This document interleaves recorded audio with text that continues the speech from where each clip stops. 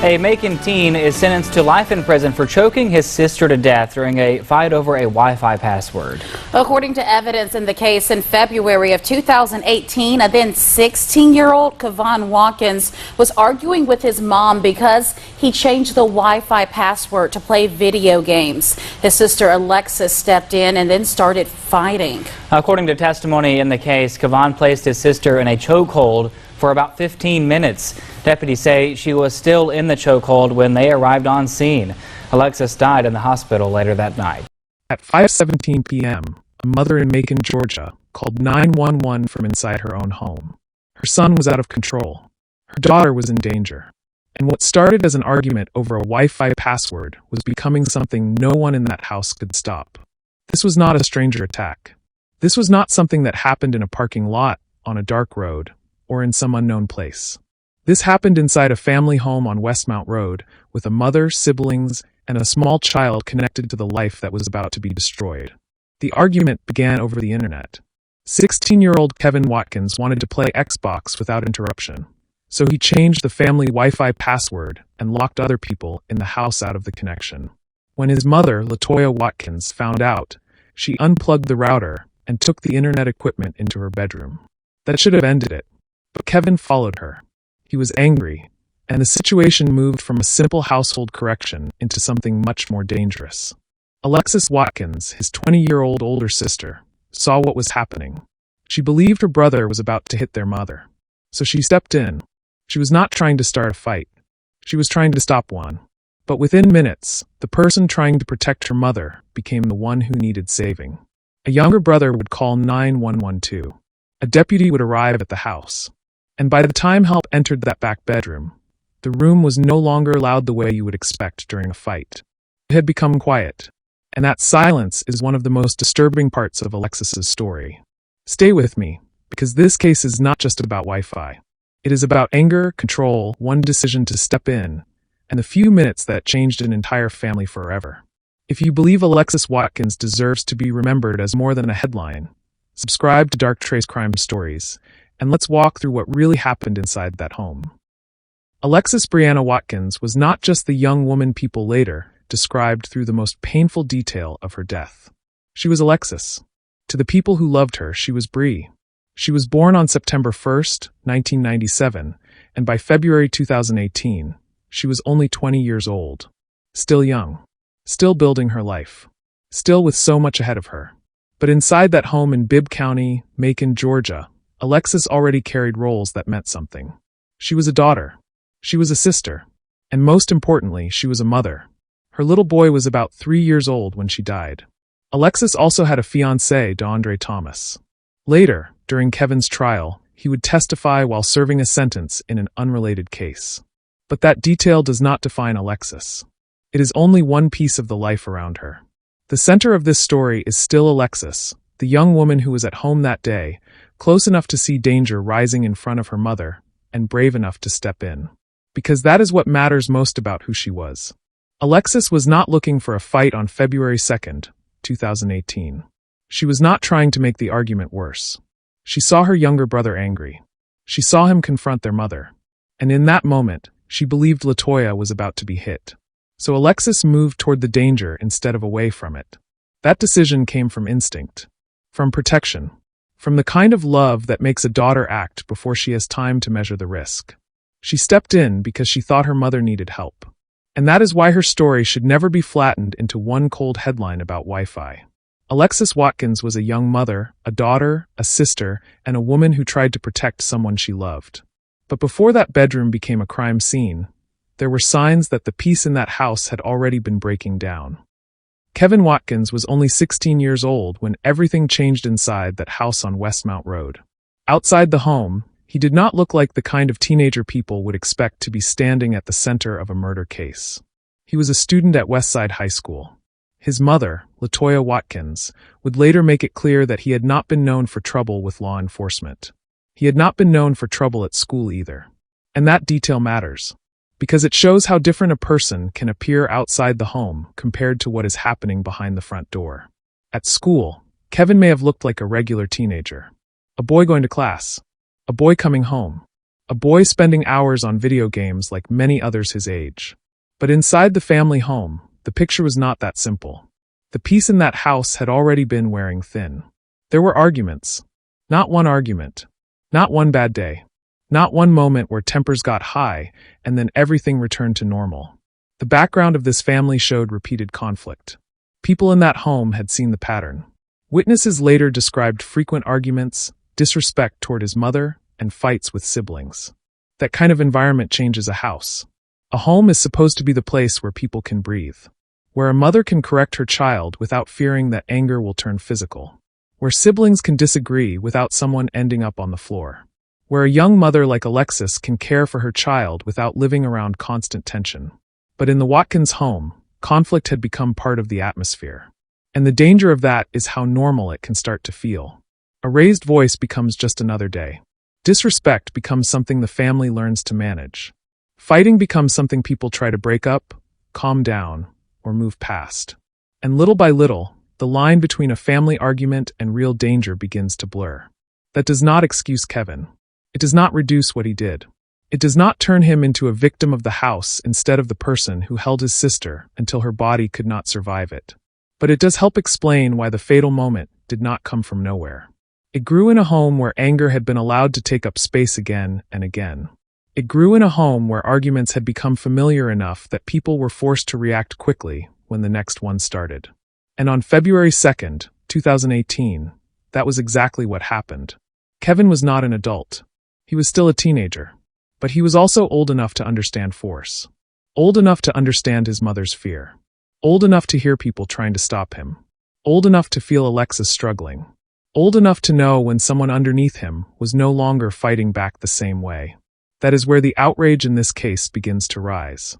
Because this was not just a sudden push. This was not a few seconds of roughhousing. This was a household conflict that reached a point where one child had to call 911, one mother had to beg for help, and one daughter ended up fighting for oxygen inside her own home. During sentencing, Judge Verda Cole then would later describe the Watkins home as a place where chaos had been allowed to grow unchecked. That statement cuts directly into the heart of this case. Because by the time Alexus died, the courtroom was not only looking at one terrible moment. It was looking at a family environment where warning signs had been present long before the deputy walked through the door. Again, none of that removes responsibility from Kevin. The responsibility stayed with the person who refused to let go. But it shows the tragedy more clearly. Alexus did not die in a place where everything had been calm, safe, and stable until one shocking argument appeared. She died in a home where conflict had already become too familiar, where disrespect had already been seen, where fights between siblings had already happened, and where anger had already been allowed to speak louder than control. That is why the Wi-Fi password was not the real weight of this story. The password was the trigger. The real danger was what happened when a 16-year-old boy was told no, when his mother tried to take control, and when his older sister stepped in because she believed that mother was about to be hurt. This was not a home where danger suddenly appeared out of nowhere. It was a home where conflict had been getting louder, rougher, and more normal, until one argument crossed the line forever. Friday, February 2nd, 2018, began like an ordinary school day. There was no sign to the outside world that by the end of that night, one young woman would be in a hospital bed, one teenage boy would be in custody, and one family home on Westmount Road would never feel the same again. LaToya Watkins picked up her 16-year-old son, Kevin, from school that day.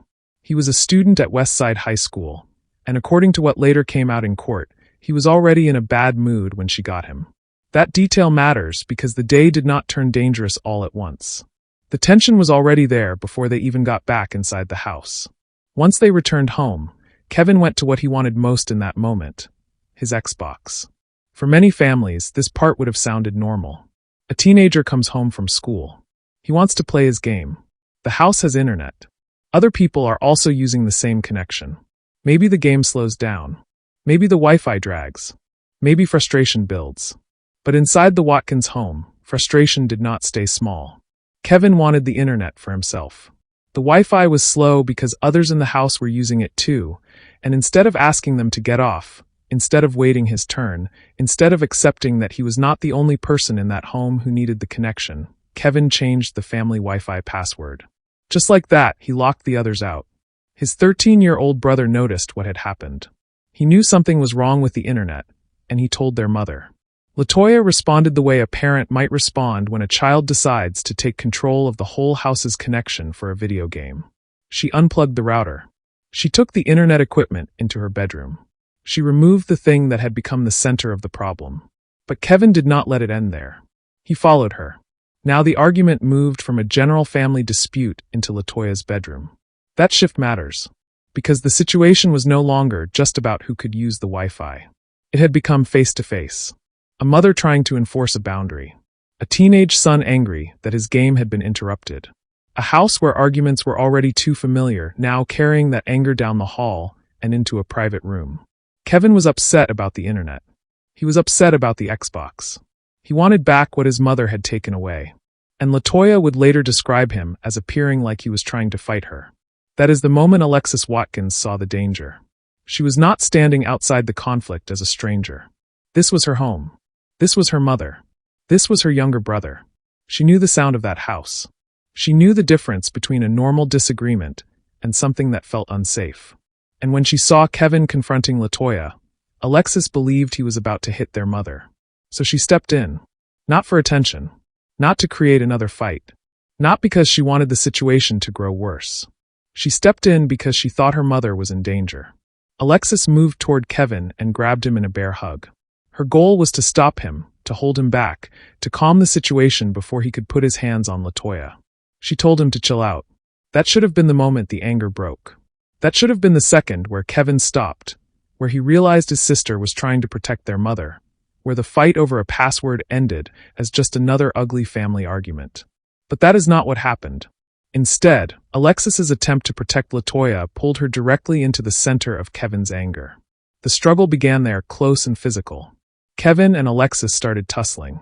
The bedroom, which only minutes earlier had been the place LaToya took the router to regain control, now became the place where the family lost control completely. They moved on or near the bed. Then the struggle went down toward the floor. Everything was happening fast now. The argument had left the Xbox. It had left the router. It had left the password. It was no longer about a slow internet connection. It was about force inside a family home, with a mother watching her children fight and a younger sibling seeing the scene turn worse right in front of him. And Alexus, the one who had stepped in to prevent harm, was now the one in danger. Because somewhere in that struggle, Kevin put his arm around her neck. That single action changed the meaning of everything. A sibling fight can be stopped. A shouting match can cool down. A teenage tantrum can end with punishment, silence, or tears. But pressure around the neck is different. It does not give the body time to argue. It does not care how the fight started. It does not care that Alexus had only stepped in because she believed her mother was about to be hurt.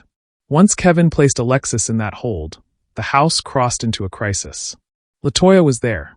The younger brother was there. They could see Alexus in trouble. And what had begun as a fight over Wi-Fi was now moving toward something no one in that home could undo. Alexus Watkins did not walk into that bedroom as an attacker. That is one of the most important truths in this case. She did not enter the argument because she wanted to fight Kevin. She did not step between him and LaToya because she wanted the situation to get worse. She saw her mother facing her angry 16-year-old son, and in that moment, Alexus believed Kevin was about to hit their mother. So she moved. That one decision says so much about who Alexus was. She was 20 years old, a young mother herself. She had her own child in that home, her own life, her own future still waiting for her. But when she saw danger rising in front of LaToya, she did not freeze. She did not turn away. She stepped into the middle of it. Alexus grabbed Kevin in a bear hug and told him to chill out. That was not an attack. That was restraint. That was a sister trying to stop her brother before he crossed a line with their mother.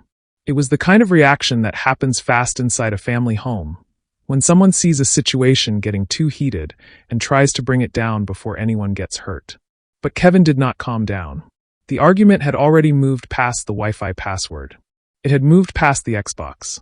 It had moved past the router LaToya had taken into her bedroom. Now it was physical. Now it was Alexus and Kevin locked in a struggle, with their mother right there, watching the situation turn into something she could not control. At first, it may have looked like a sibling fight.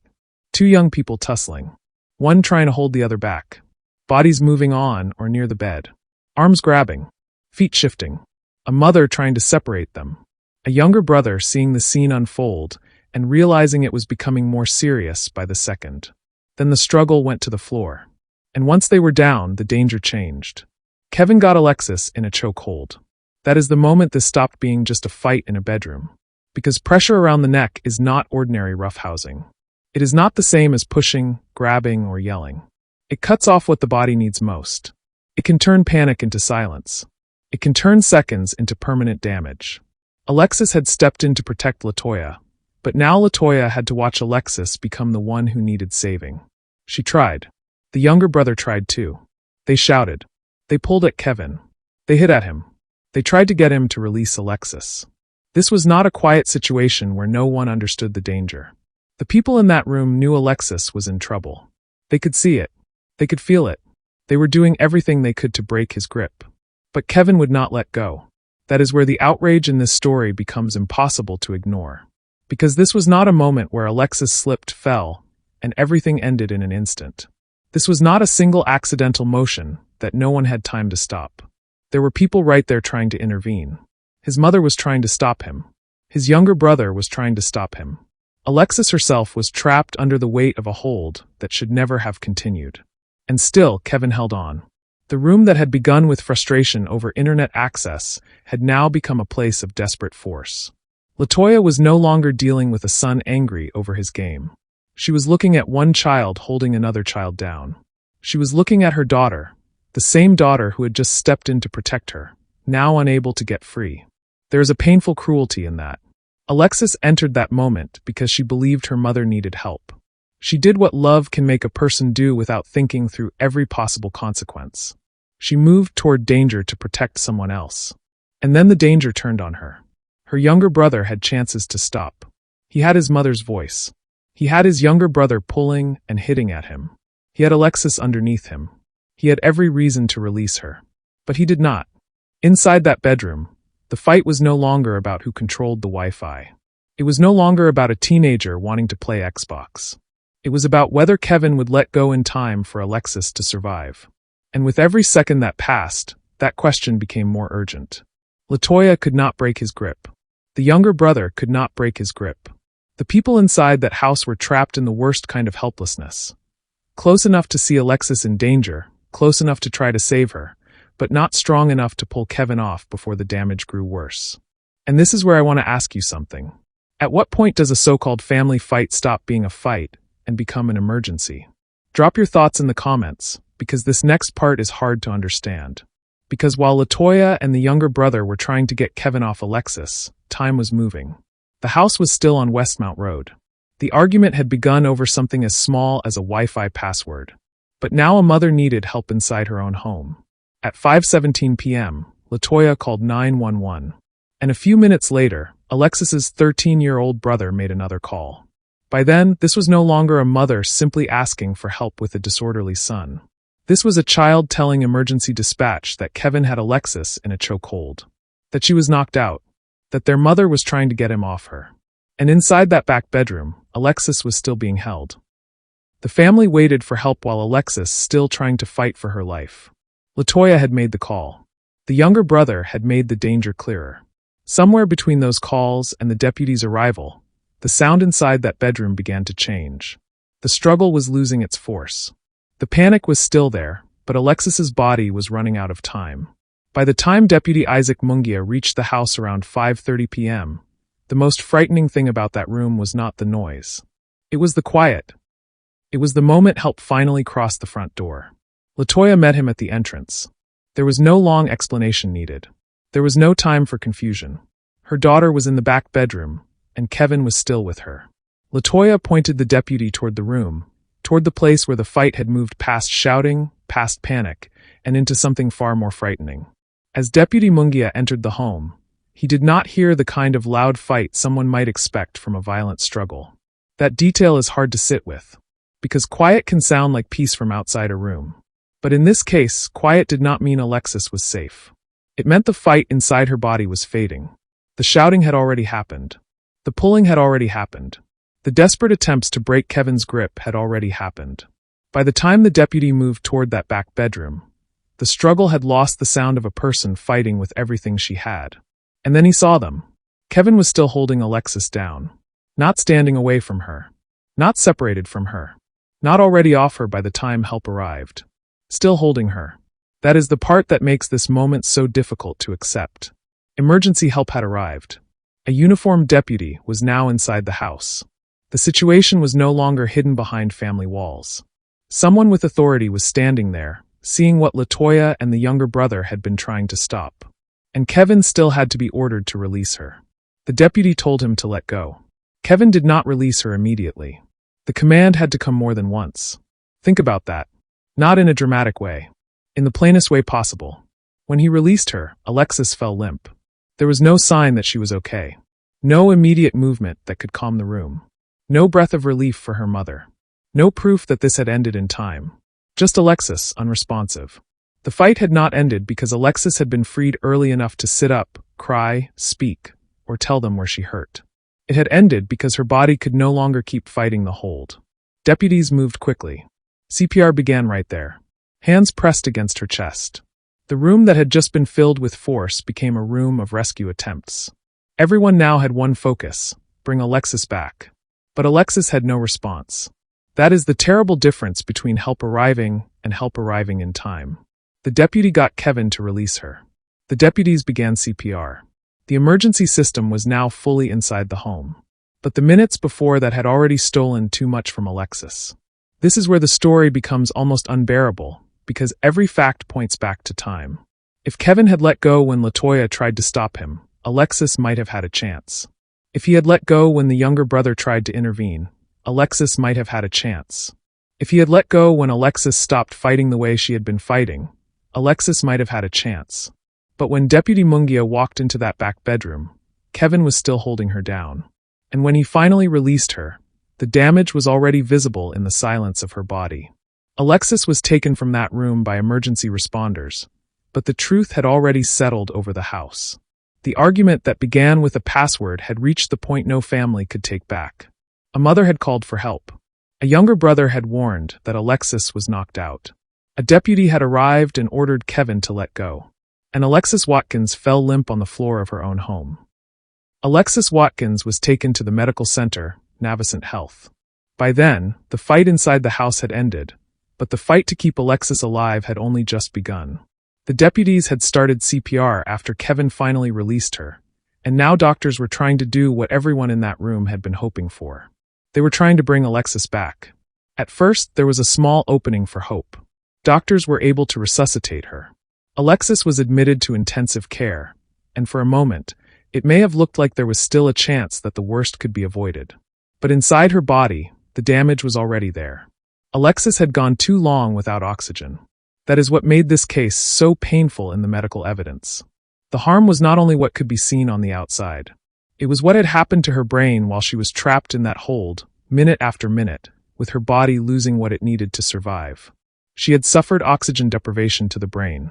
And once that kind of injury sets in, doctors can fight with every tool they have, but they cannot always undo what time has already taken. Alexus went into cardiac arrest again. Her condition worsened. She developed irreversible brain damage. Her organs began to fail. The hospital was no longer dealing with a young woman who had simply fainted during a struggle.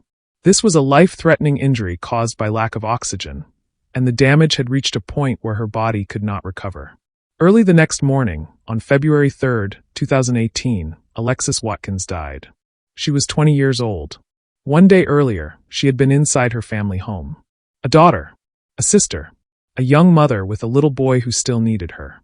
And now, after a fight that began over internet access, she was gone.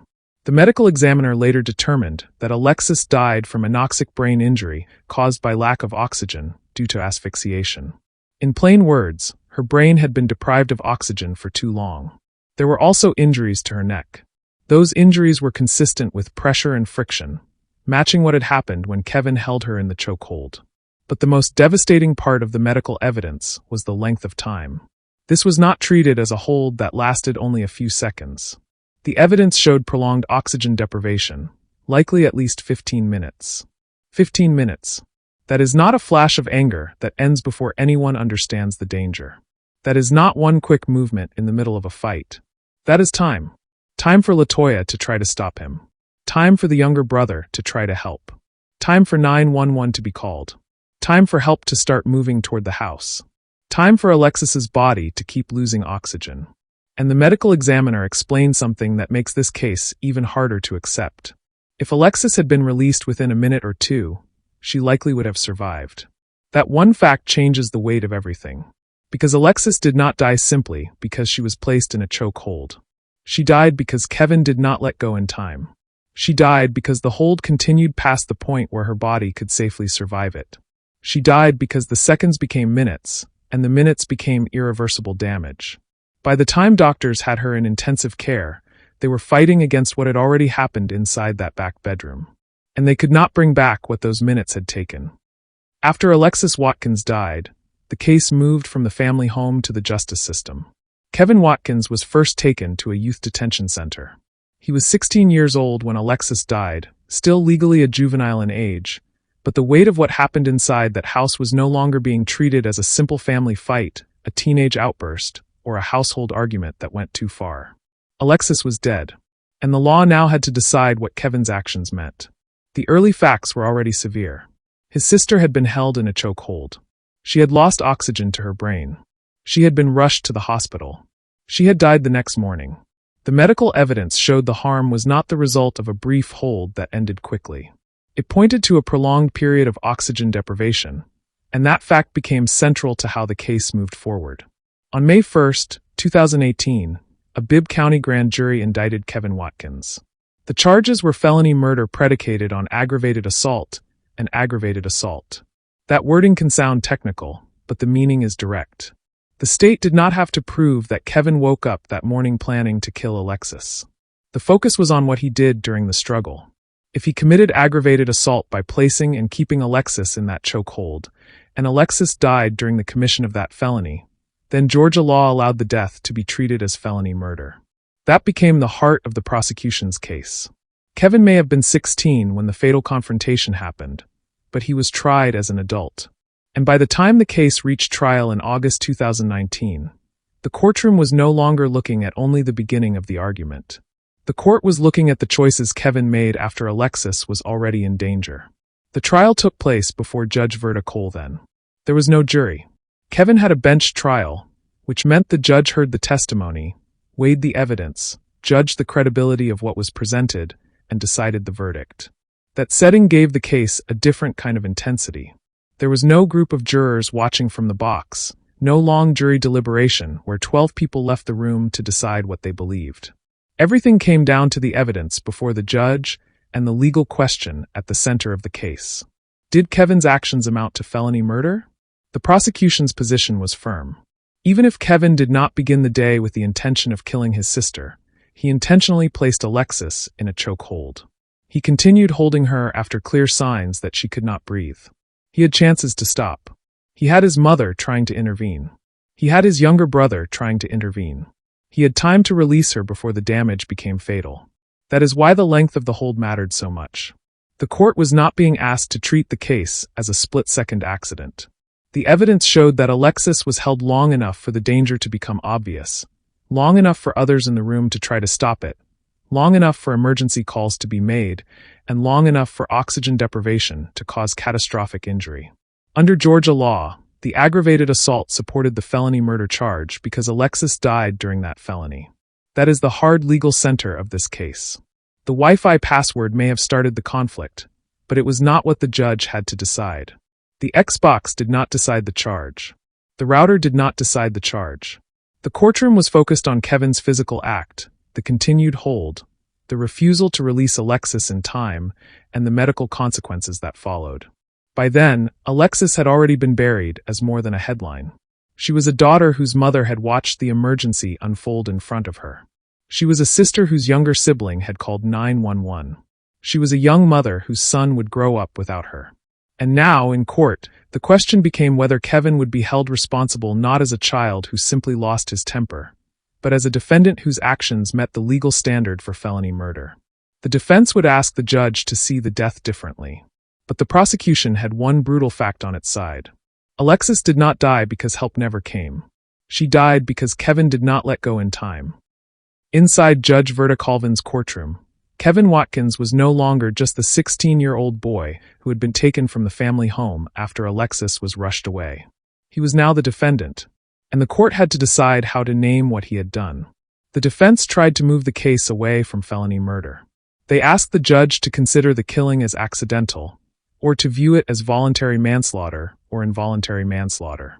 In other words, they wanted the court to see Alexus's death as something less than felony murder. Something that happened in the heat of a fight. Something Kevin never truly meant to do. Kevin took the stand and spoke about Alexus. He testified that he loved his sister. He said he never meant to kill her. He told the court that Alexus had taught him so much of what he knew. Sitting there, facing the weight of what had happened, he tried to present the moment as one that had gone terribly wrong, not one where he intended the final result. He also gave his explanation for why he kept holding her. Kevin claimed he held Alexus because he was afraid that if he let go, she would continue fighting him. But that explanation had a serious problem. His own earlier statement worked against him. Because Kevin had already admitted that he continued holding Alexus even after she stopped moving, because he was angry. That is the point where the defense's version became hard to accept. Because if Alexus had stopped moving, then the danger was no longer coming from her. If she was no longer fighting, then the claim that he had to keep holding her for protection became weaker. And if he kept holding her because he was angry, then the courtroom was looking at something far more serious than panic in the middle of a struggle. The judge had to weigh that. Not just the emotion in Kevin's apology. Not just his age. Not just the fact that this was a family tragedy with no winners left in the room. Judge Cole then had to look at the evidence. And the evidence showed time. Time for Kevin to stop. Time for LaToya to try to intervene. Time for the younger brother to understand the danger and try to help.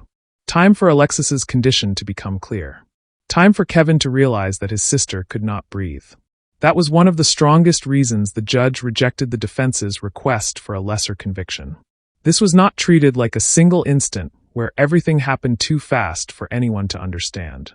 The hold continued. The danger continued. The family's attempts to stop him continued. And Alexus's struggle for breath should have been obvious. Judge Cole then noted the younger brother's attempt to intervene. That detail mattered because it showed that even a child in that home understood something terrible was happening. He was not standing by as if this were normal. He tried to help. He called 911. He made it clear that Alexus was in a chokehold and that she was knocked out. If he could see the danger, the court had to ask why Kevin did not stop. Judge Cole then found Kevin Watkins guilty of felony murder and aggravated assault. That verdict did not erase the pain in the courtroom. It did not restore Alexus to her son. It did not heal LaToya, who had lost a daughter and was now watching her son face prison. It did not give the family a clean ending, because nothing about this case was clean. But it did establish responsibility. For sentencing, the aggravated assault count merged into the felony murder count. Kevin was sentenced to life in prison. Family members cried in court. And how could they not? Alexus was gone. Kevin was being sent away. A mother had to carry two kinds of grief at once. The grief of a daughter killed, and the grief of a son convicted for causing her death. That courtroom was not a place of celebration. It was a place where the consequences finally had a legal name. Kevin apologized through tears. But tears could not undo the minutes Alexus spent trapped in that hold. Tears could not return oxygen to her brain. Tears could not bring back the young mother whose 3-year-old son would grow up without her.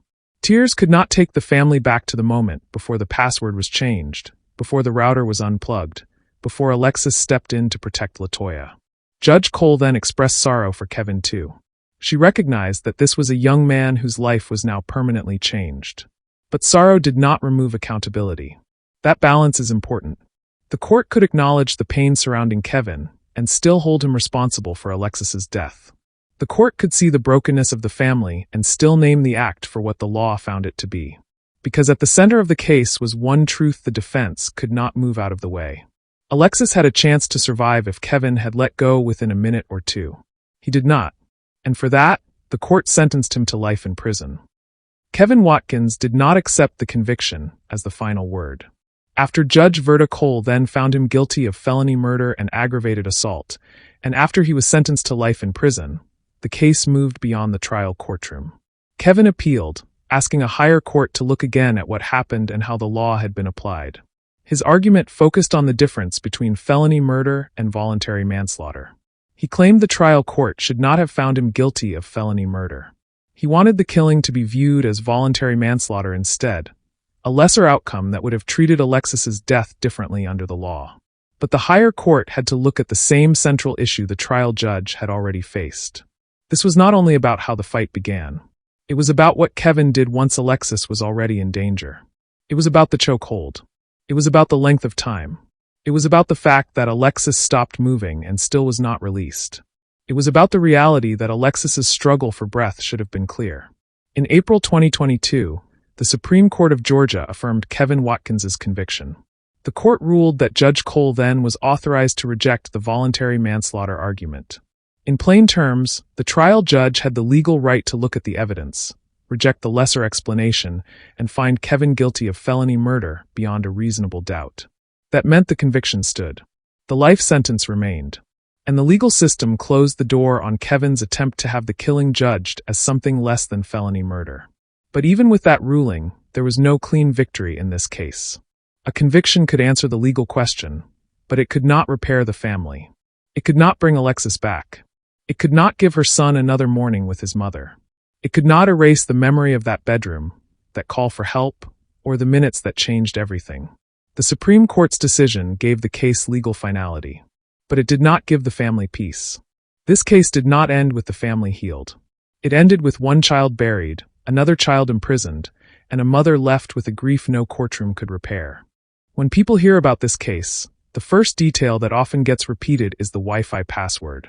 A young woman killed after an argument over internet access. A sister gone after a fight about an Xbox. A family destroyed because a 16-year-old wanted to keep playing his game without interruption. But Alexus Watkins should never be remembered only through that one detail.